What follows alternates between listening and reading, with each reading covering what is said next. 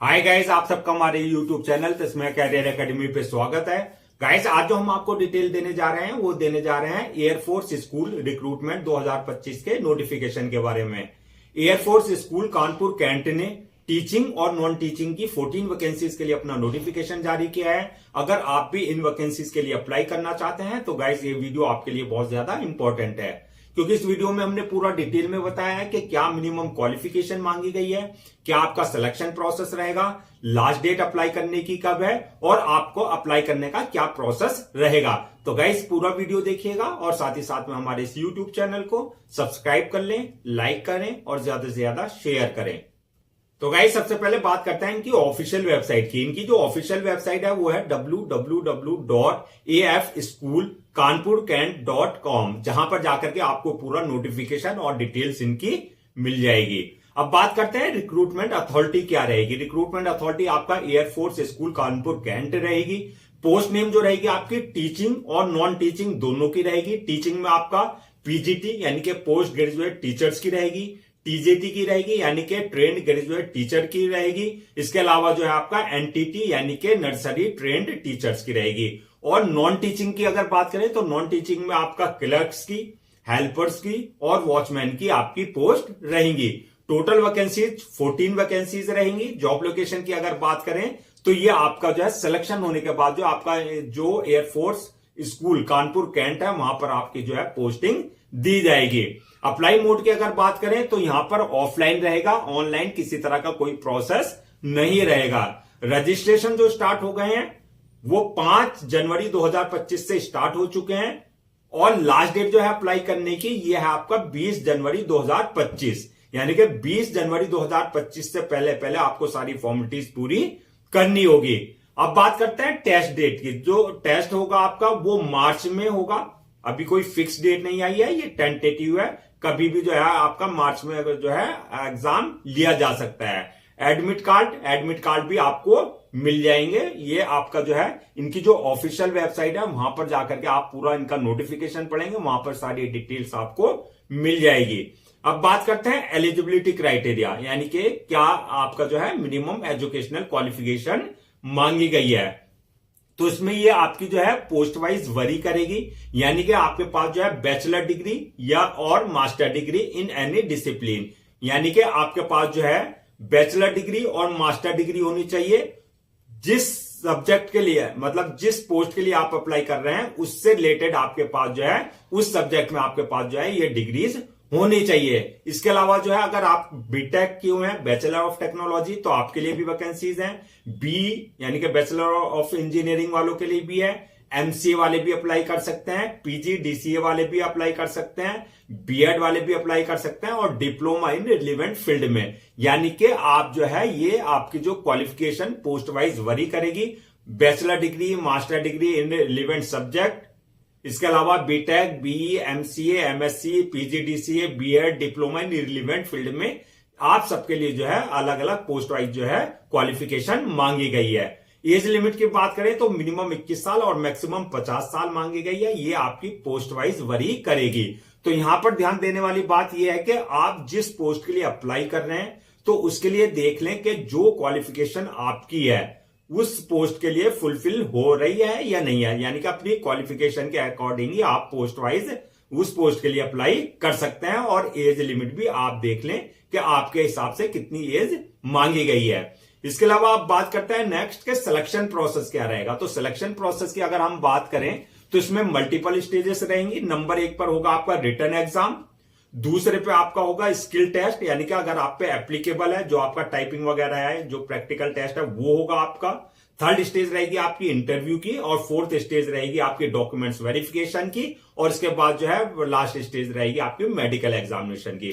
Documents verification यानी कि आपके जितने भी आपके एकेडमिक और प्रोफेशनल क्वालिफिकेशन है आपकी, वो सारे डॉक्यूमेंट्स आपके ओरिजिनल वेरीफाई किए जाएंगे, सारे चेक किए जाएंगे। और दूसरा मेडिकल एग्जामिनेशन में जिस पोस्ट के लिए आपने अप्लाई किया है उसमें देखा जाएगा कि फिजिकली और मेंटली आप पूरी तरीके से फिट हैं या नहीं है। अब बात करते हैं नेक्स्ट के आपका जो है एग्जाम पैटर्न। जो आपका रिटर्न एग्जाम होगा वो आपका जो है उसका एग्जाम पैटर्न क्या होगा और सिलेबस क्या होगा।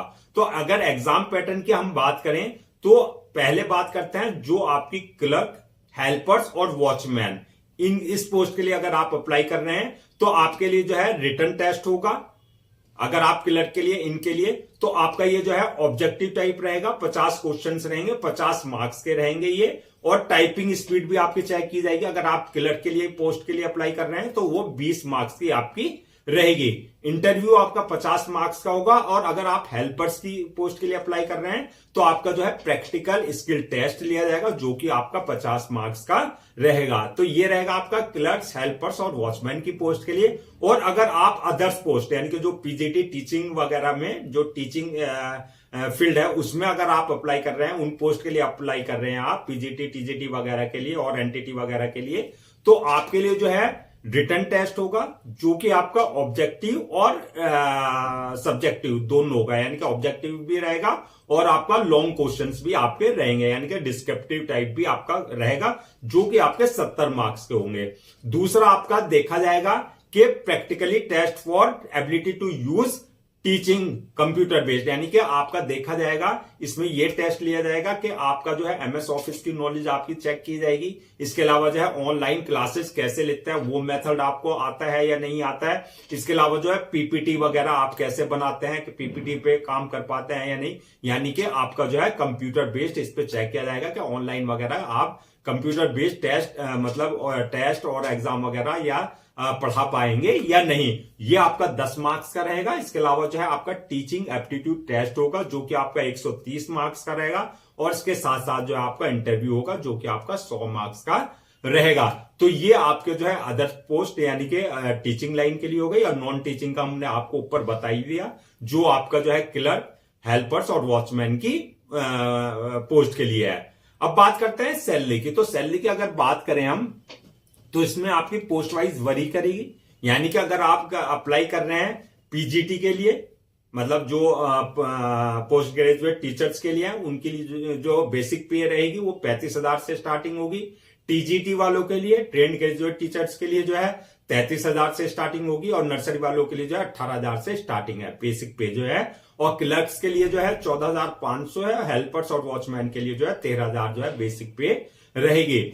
ये जितनी भी आपकी पोस्ट हैं, ये रेगुलर और कॉन्टेक्चुअल बेसिस पे रहेंगे, यानी कि कुछ पोस्ट जो है कॉन्ट्रैक्ट बेसिस पे हैं और कुछ जो है रेगुलर बेसिस पे, यानी कि परमानेंट आपकी रहेंगी। अब बात करते हैं कि क्या क्या सारे डॉक्यूमेंट्स आपको जो है रेडी रखना है अप्लाई करने से पहले। तो आपको जो सारे डॉक्यूमेंट्स रखने हैं, वो जो आपके एकेडमिक क्वालिफिकेशन है, और इसके अलावा जो आपके प्रोफेशनल क्वालिफिकेशन, यानी कि सॉरी, जो आपकी एकेडमिक और प्रोफेशनल क्वालिफिकेशन है, उसके सारे सर्टिफिकेट्स, मार्कशीट वगैरह वो सारी आपको रेडी रखनी है।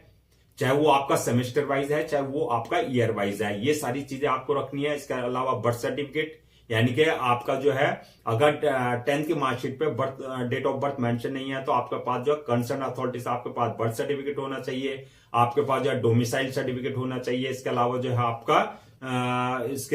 है आपका कास्ट सर्टिफिकेट, इनकम सर्टिफिकेट, ये सारे डॉक्यूमेंट जो बेसिक वो हैं, वो सारे आपके पास जो है रेडी होने चाहिए। इसके साथ साथ जो है आपका एड्रेस प्रूफ और आईडी प्रूफ, ये सारी चीजें आपको जो है पहले से रेडी रखनी है। अब बात करते हैं कि आपका अप्लाई करने का क्या प्रोसेस रहेगा। तो अप्लाई करना जो है, इसमें जैसा कि हमने बताया था, इसमें ऑनलाइन प्रोसेस नहीं रहेगा, यानी कि ऑनलाइन आपको अप्लाई नहीं करना है, ये आपका ऑफलाइन रहेगा। ऑफलाइन का क्या प्रोसेस रहेगा ये मैं आपको बता देता हूं कि सबसे पहले आपको जो हमने डॉक्यूमेंट्स बताए, चाहे वो आपके एकेडमिक है, चाहे आपके प्रोफेशनल है, सर्टिफिकेट्स हैं, वो सारे डॉक्यूमेंट जो है आपको रेडी रखने हैं, फोटोकॉपी करा करके रखने हैं। उसमें जो है आपको ये सारे डॉक्यूमेंट, जितने भी आपके एकेडमिक, प्रोफेशनल, जितने भी आपके सारे डॉक्यूमेंट्स हैं, वो आपको सेल्फ अटेस्टेड करना है, यानी कि सेल्फ अटेस्ट करके रखने हैं। इसके साथ साथ जो है आपके जो एप्लीकेशन फॉर्म है, जो आपका एप्लीकेशन ऑनलाइन उसमें है, इनके ऑफिशियल पोर्टल पे, उस फॉर्मेट में जो आपको एप्लीकेशन फॉर्म को पूरा प्रॉपर फिल करना है।